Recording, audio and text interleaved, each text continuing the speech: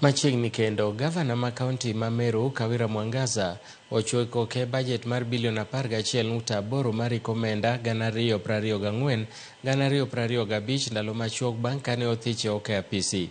Kolose apisi mare, Mwangaza ose MCS ma Meru kuom duoko chien bajet mar apise, ahinya to mano mar modhi mag nyamburko kowuok e milion 10 nyaka milion 3. Mwangaza omedo lieko ni nitiere omenda manoket thenge ne chenro mopogore opogore mag dongruok ma MCS nowilo otero e chenro mamoko ma ok ochuno.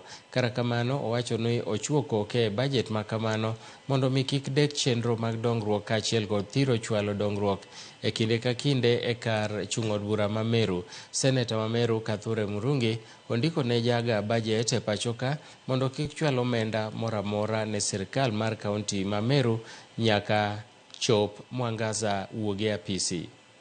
Pitisha itasaidia Meru County na maendeleo itaweza kufika mashinani.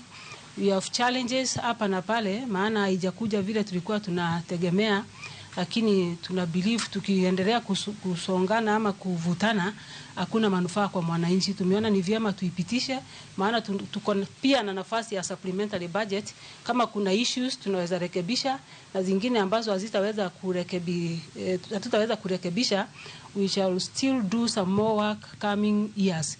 Kwa hii mwaka tumesema badala ya kusukumana, badala ya vita mingi, badala ya maneno mengi, tupitishe ikiwa namna hiyo, na nimesign, na kwa hivyo tunataka kungojea the next 2 weeks tutakuwa na pesa tuweze kulipa wafanyikazi wetu ambao hawajalipwa, tuweze kuweka magari yetu mafuta ambayo haina mafuta, na mambo mengine ambayo ni ya kimaendeleo. Anyuola Moingo